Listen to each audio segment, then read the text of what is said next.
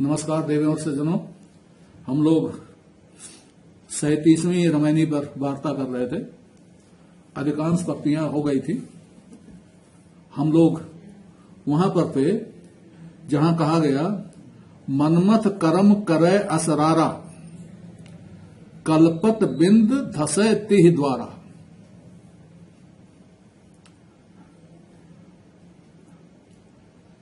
मनमथ कर्म आप समझ रहे होंगे, काम कर्म, सेक्स।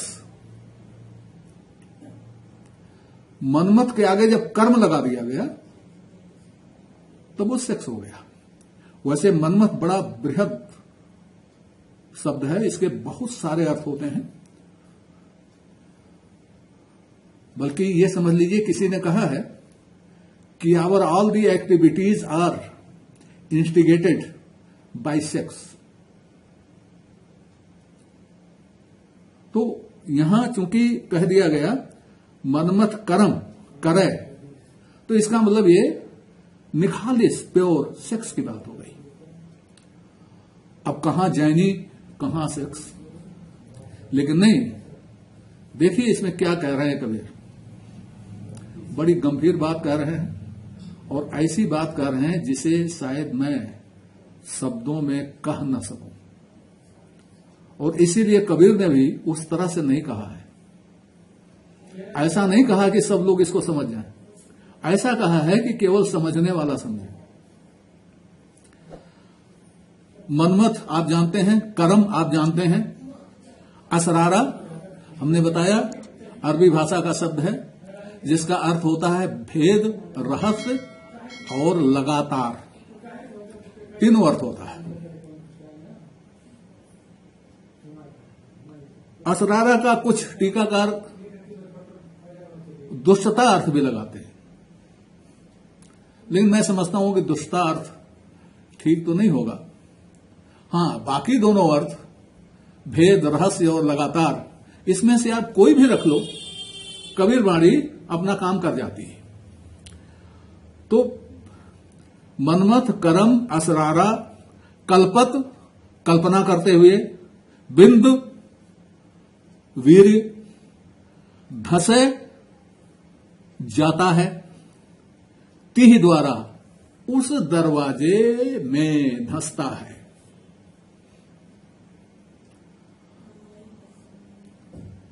ये जैनियों के बारे में कह रही है, कहा जा रहा है। जैनी लोग मनमथ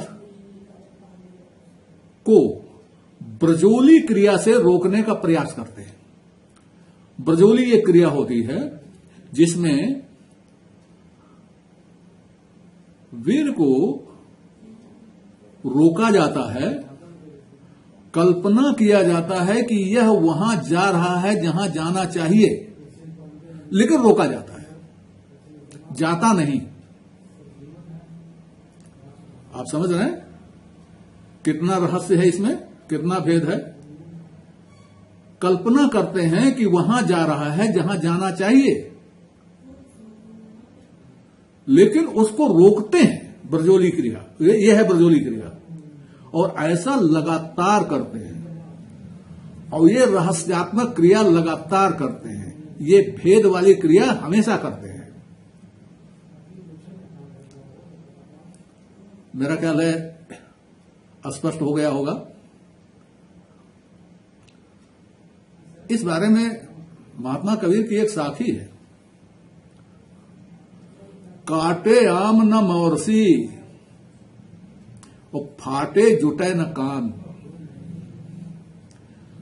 कबीर गोरख पर से बिना कौने का नुकसान।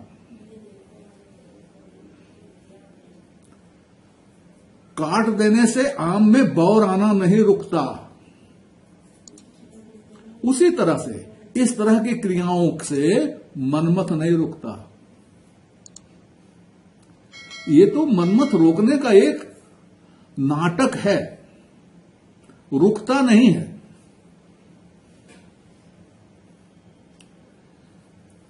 तो मनमथ करम करे असरारा, कल्पत बिंद धसे तिह द्वारा, ताकि हत्या होए अद्भुता, अद्भुत हत्या होती है। आप जानते हैं वीर में कितने शुक्राणु जीवाणु होते हैं, तो उनकी हत्या ही तो हो गई ना।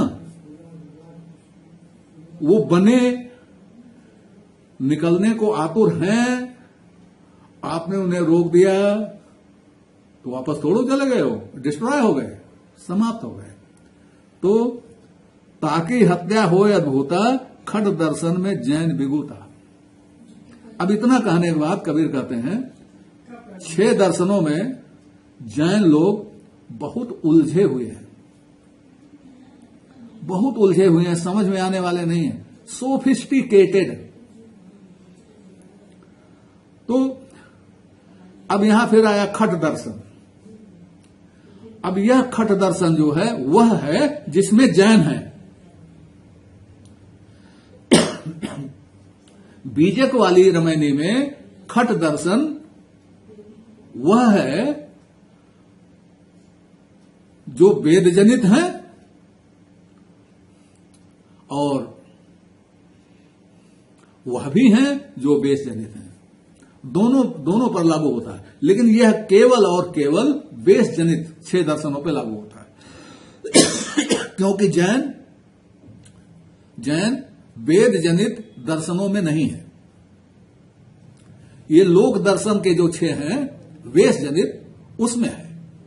तो ताकि हत्या होए अद्भुता, खट दर्शन में जैन विगुता। हमने कहीं बहुत पहले पढ़ा था, हम नहीं कह सकते कि सही है या गलत है, हम नहीं कह सकते, लेकिन कहीं पढ़ा था कि बर्मा के जो बौद्ध हैं, समुद्र के किनारे रहने वाले बौद्ध हैं, वो समुद्र में जाकर मछली पकड़ते हैं और लाके उसको किनारे रख देते हैं, उसके मरने का इंतजार करते हैं। जब वो मर जाती है तो उसको ले जाते हैं और उसको खाते हैं। और वो ये कहते हैं कि हमने कहां हिंसा किया, हमने तो हिंसा किया नहीं, हमने तो मारा नहीं। तो फिर याद कीजिएगा, जिभ्या स्वार्थ कारणे नर कीने बहुत उपाय। और यही नहीं है, हमारे यहां तो ये भी है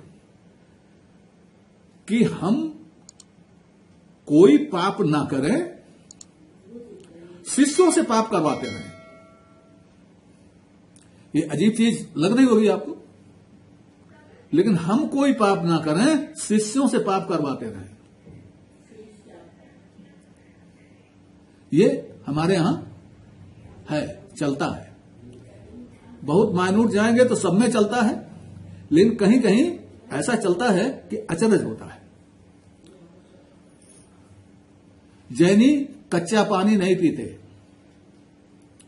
वे पानी गुनगुना करके गर्म करके पीते हैं। कच्चे पानी में कीटाणु रहते हैं और पानी गुनगुना करेंगे तो कीटाणु मर जाएंगे, हत्या दोष लगेगा। क्या किया जाए? बिना पानी के रहा नहीं जा सकता, कच्चा पानी पी नहीं सकते, गुनगुना कर नहीं सकते, तो इसका एक वाया मीडिया निकाला। गुरु जी के लिए या समझिए सीनियर के लिए जूनियर पानी गर्म करता है और लाके रखता है और कहता है, गुरु जी ये मेरे लिए है, मैंने इसे गर्म किया है, ये मेरे लिए है। नमस्कार देवियों और सज्जनों, चैनल का नया अंक प्रस्तुत करते हुए मैं इन सभी दर्शकों का आभार व्यक्त करता हूं जिन्होंने चैनल को सब्सक्राइब किया, लाइक किया और जिनके प्रोत्साहन से चैनल नई ऊंचाइयां छू रहा है। नए दर्शकों से अनुरोध है कि वो कृपया पूरा अंक देखें, चैनल को सब्सक्राइब करें और अपनी लाइक दें, समय समय पर अपनी जिज्ञासा भी प्रकट करें। इसके लिए हम आपके आभारी रहेंगे। शुभम भूयात। नमस्कार। यह कहने के बाद गुरु जी वो पानी पी लेते हैं, क्योंकि अब तो दोष जो लगेगा शिष्य को लगेगा, गर्म उसने किया, गुरु जी ने तो किया नहीं, गुरु जी तो पी रहे, कीटाणु रहित है, वो पी रहे। कीटाणु रहित किसने किया? चेले ने किया, गुरु जी ने तो किया नहीं। ये भी होता है। तो जब आप किसी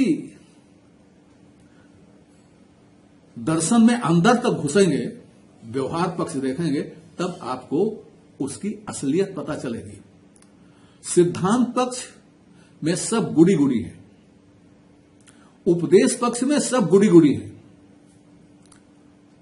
धर्म पे चलो, सत्य बोलो, हिंसा ना करो, पाप ना करो, चोरी ना करो, ये सब में है। लेकिन जो व्यवहार पक्ष है ना, वो जटिल है और बिना अंदर घुसे वो समझ में नहीं आता, चाहे वो कोई पंथ हो और चाहे वो कोई दर्शन हो। अब आते हैं साखी पर। ज्ञान अमर पद बाहिरा, नेड़ा ही तय दूरी।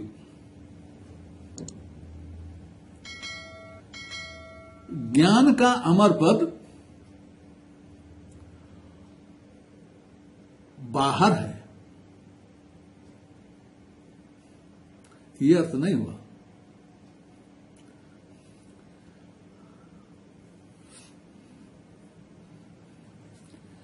ज्ञान अमर पद के बाहर है, तो तू नजदीक ही लेकिन दूर है। हे मनुष्य, ज्ञान अमर पद को बाहर खोजने वाला तू दूर है, जबकि वह नजदीक ही है। ज्ञान अमर पद खोजने वाले हे मनुष्य, तू ज्ञान अमर पद से दूर है, जबकि वह नेड़ा है, नजदीक है। कितने नजदीक है? अरे वो आप ही के अंदर है, इससे ज्यादा नजदीकी कोई हो सकती है? ज्ञान का मतलब बुद्धि नहीं होता, ज्ञान का मतलब विवेक भी नहीं होता। तो ज्ञान का अमर पद यही है, तू उसे खोज रहा है बाहर, इसलिए तो उससे दूर है, जबकि वो बहुत नजदीक है। ये कबीर वाणी है और ये उपनिषद वाणी भी है, और कबीर ने कई तरह से इसको कहा है। पूरब दिशा हंस गति होई, है समीप संधि बूझे कोई। कई तरह से इसको कहा है कि वो नजदीक है, और कितने नजदीक है ये कहा नहीं जा सकता। उतना नजदीक है जितना नजदीक कोई और हो ही नहीं सकता। दूसरी पंक्ति देखिए, जिन जाना तिन निकट है। जिन्होंने उसको जान लिया वो तो उसके निकट है, जिन्होंने उसे जान लिया वो तो उसके निकट है। राम रहा सकल भरपूर, और नहीं तो राम सब में समाया हुआ है। हमारे यहां क्या कहा जाता है? कण कण में समाया हुआ है। तो जो जान लेता है उसके वह निकट है, कण में नहीं है, उसके निकट है। और सबसे निकट हमारा क्या है? हमारा जीव है। इससे निकट हमारा कोई है नहीं, इससे सगा कोई हमारा है नहीं। तो जो जान लेता है उसके यह निकट है, और नहीं तो सब जगह तो समाया ही हुआ है, कण कण में व्याप्त है। क्या करना क्या है? जानना क्या है? कण कण में व्याप्त है, यहां भी वहां भी, हम में तुम में, खड़क खंड में, जहां देखो तब। और यही नहीं, यहां तक कह दिया गया कि अंतर्जामी से बड़ बाहर जामी है राम, जो नाम लिए से। प्रहलाद ने नाम लिया तो बाहर से प्रकट हुए, अंदर से नहीं प्रकट हुए। वाह, बाहर ही है वो। अब क्या करेंगे आप? भाई संत हैं, कह दिया कह दिया। तो जिन जाना तिन निकट है, राम रहा सकल भरपूर। अब सकल भरपूर का अर्थ, सकल जब आप लेंगे, सकल माने सब, तो सब में तो जड़ भी है, चेतन भी। लेकिन जो जानता है राम को नहीं, राम को जो जानता है वो तो उसके निकट हो ही गए। जो उनकी स्थिति को जानता है वह जानता है कि राम केवल चेतन में, केवल घट में समाया हुआ, घटों में समाया हुआ, कणों में समाया हुआ नहीं है, क्योंकि राम शुद्ध चेतन है। और शुद्ध चेतन का जड़ से क्या प्रयोजन। और गीता में श्री कृष्ण जी बार बार कहते हैं कि हम लिप्त नहीं हैं, हम लिप्त नहीं हैं, हम लिप्त नहीं हैं, न वो हम में है न हम उसमें लिप्त हैं। और हम उस चेतन को कण कण में डाले हुए घूम रहे। तो अब इसमें एक बार फिर से लौटते हैं। इस रामायणी में आप देखेंगे कि पहली पंक्ति छोड़ करके बाकी सारी पंक्तियां जैन पर हैं, और दूसरी पंक्ति में जैन भी हैं, बौद्ध भी हैं, साकत भी हैं और चारवाक भी हैं। और इसके आगे की पंक्तियों में बौद्ध नहीं है, साकत नहीं है, चारवाक नहीं, केवल जैन जैन जैन है। अब थोड़ा सा फिर से देख लीजिए बीजक की रामायणी। उसमें है दूसरी पंक्ति, जीव शिव का आह नसौना। शिव माने कल्याण, जीव के कल्याण का नाश करने वाला है कौन। पाखंड भेष। खट दर्शन में भूले हुए लोगों का पाखंड भेष जीव के कल्याण का नाश करने वाला है, क्योंकि चारों वेद चौथे गुण के बारे में मौन है। यह ग्रंथावली वाली रामायणी में नहीं है। मैंने बताया था यह सायास हो सकता है, हमसे और नहीं है। हम क्या जाने, हम तो जानते नहीं, हम तो थे नहीं। लेकिन यह सायास भी हो सकता है, क्योंकि यह सैद्धांतिक मतभेद है, यह सैद्धांतिक मतभेद है। और साखी की आखिरी पंक्ति में, जो जाने ताके निकट है, नहीं तो रहा सकल घट पूरी। स्पष्ट कर दिया बीजक ने। घट में, सकल घटों में है, सकल में नहीं है, सकल घटों में है, सारे जीवधारियों में है, कण कण में नहीं। बीजक के अनुसार कण कण में नहीं है, ग्रंथावली के अनुसार कण कण में है। यह सैद्धांतिक अंतर है, इसको ध्यान में रखिएगा। बाकी तो सब स्पष्ट है ही। इस रामायणी में आज इतना ही। अगले अंक में अगली रामायणी ली जाएगी।